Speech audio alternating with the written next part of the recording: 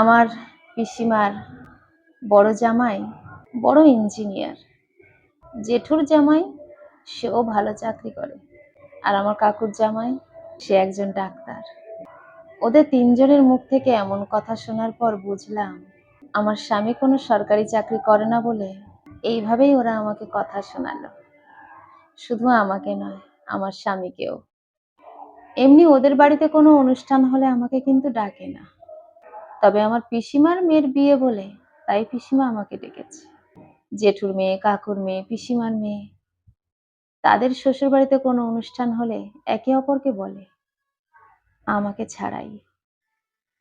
কারণ আমি ভালো কোনো গয়না নিয়ে গিয়ে দাঁড়াতে পারবো না সেটা ওরা জানে। পয়সাওয়ালা মানুষরা তাদের সমকক্ষকেই চেনে, তারা তাদের থেকে যারা কম রোজগারে তাদেরকে অতটা পাত্তা দেয় না।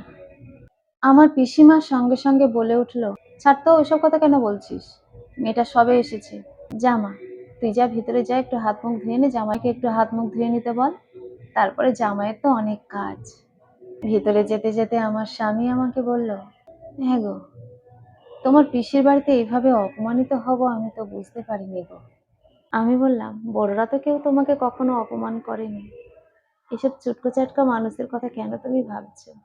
ওরা সবাই বড়দের রোজগার নিয়ে খুব অহংকার করে। হয়তো তুমি ওরকম বড় কোনো চাকরি করলে আমার মনেও অহংকার হতো।